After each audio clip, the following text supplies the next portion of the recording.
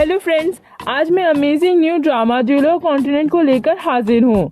अगर आपने इस ड्रामा का पिछला एपिसोड नहीं देखा है तो आप प्लीज उसे जाकर जरूर देखिएगा। वीडियो आपको आई बटन और डिस्क्रिप्शन में मिल जाएगा। अगर इस पर 500 से ज्यादा लाइक्स मिले तो मैं नेक्स्ट एपिसोड जल्दी अपलोड कर दूंगी। चैनल सब्सक्राइब करना ना भूलें। सुरेश तीनों का बहाना कर अपने डैड की फिक्र में वापस आता है।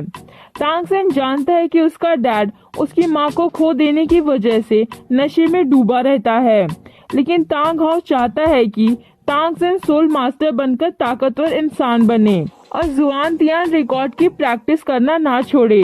तभी वह उसे उसकी मां के बारे में बताएगा। इसलिए तांग सेन गांव के मुखिया के साथ सबसे स्ट्रॉन्ग सोल मास्टर बनने के लिए न्यू डिंग एकेडमी निकल पड़ता है। न्यू डिंग एकेडमी पहुंचते ही वहां पर बैठे एक आदमी को तांग सेन हेड मास्टर मान उसे अपनी मार्शल सोल दिखाता है। फिर अचानक वहां लियो लोंग आ जाता है और वो उसे एडमिशन लेने के लिए रिकमेंडेशन लेटर मांगता है, लेकिन तांग सेन के पास सुयुन ताओ का दिया रिकमेंडेशन बैच होता है, जिसकी वजह से वो वहां एडिशनल स्टूडेंट बनकर फ्री में पढ़ाई कर सकता है। लियो लोंग को यकीन नहीं होता, इसलिए वो उसका मजाक उड़ाता है और निकल जाने के लिए कहता है। तभी वहाँ ज़्याओ चेनयू न्यू डिंग सिटी के गवर्नर का बेटा आ जाता है। ज़्याओ की मार्शल सोल वुल्फ है। वो लियो लोंग से कहता है कि हम सब एक स्टूडेंट होकर दूसरे स्टूडेंट को कैसे परेशान कर सकते हैं। तांग सेन उन्हें अपनी martial soul blue silver plan बताता है। ज़्याओ चेनयू कहता है मार्शल सोल हॉल वाले ऐसे ही किसी को बैच नहीं दे सकते, इसलिए वो उसमें कितनी पावर है पूछता है। तांग सेन के फुल पावर बोलने पर सभी शॉक हो जाते हैं और ज़्याओ चेनयू बोलता है कि ऐसा तो बहुत ही कम होता है। वो उससे अपना मार्शल क्लब ज्वाइन करने के लिए कहता है। तांग सेन वहाँ से चला जाता है तो मास्टर दाशी उसके पीछे जाता है, जो न्यू डिंग एकेडमी में एज अ हेल्पर वर्क करता है। वो तांग सेन के राइट हैंड की मार्शल सोल देखने के बाद कहता है, क्या तुम सच में फुल सोल पावर के साथ पैदा हुए हो? वो उससे उसके दूसरे हाथ के मार्शल सोल भी दिखाने के लिए कहता है, लेकिन अपने पापा की वजह से वो उसकी बात को टाल देता है।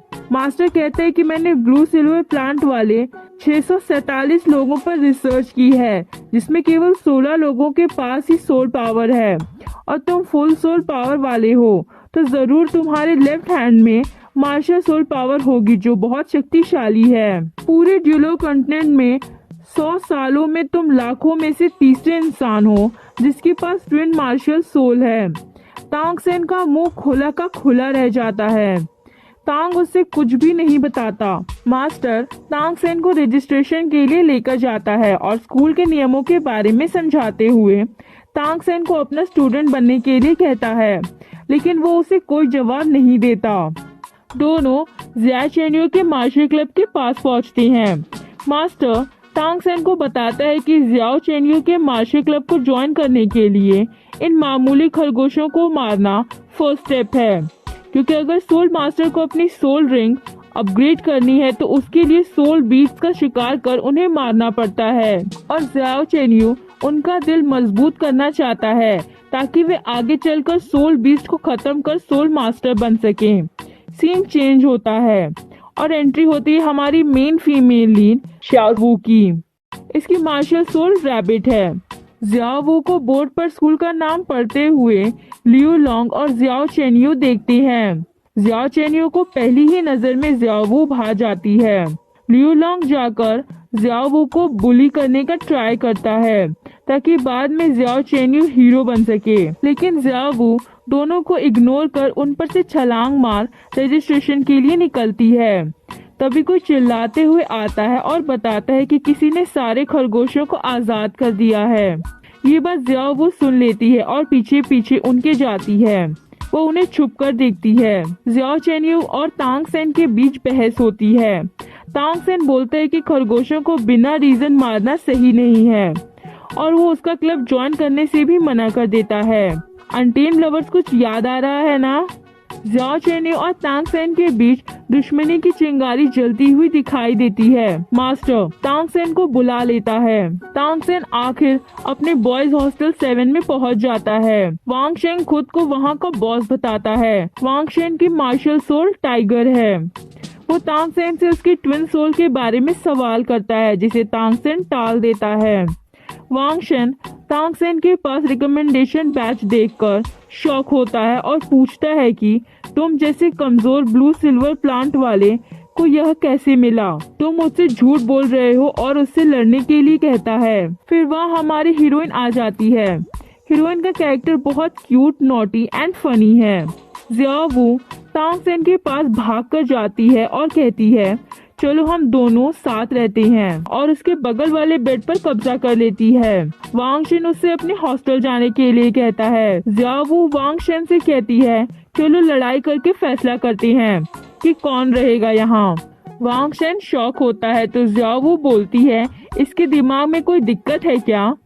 वांग शेन कहता है तुम्हें चोट लग जाएगी। जिया वू उसे एक लात मार दूर फेंक देती है। वांग शेन के चिथड़े उड़ जाते हैं। तांग सेन शॉक, जिया वू रॉक। फिर जिया वू तांग सेन से लड़ने के लिए कहती है, लेकिन तांग सेन कहता है चाहे तुम जो कर लो मैं तुमसे नहीं लड़ूंगा।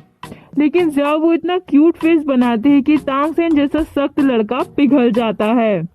दोनों के बीच लड़ाई होती है और फिर तांग सेन जानबूझकर हार जाता है। फिर वो खुद को वहाँ का लीडर घोषित करती है। सडनली वहाँ गर्ल्स हॉस्टल की वार्डन आकर जिया वू को ले जाती है।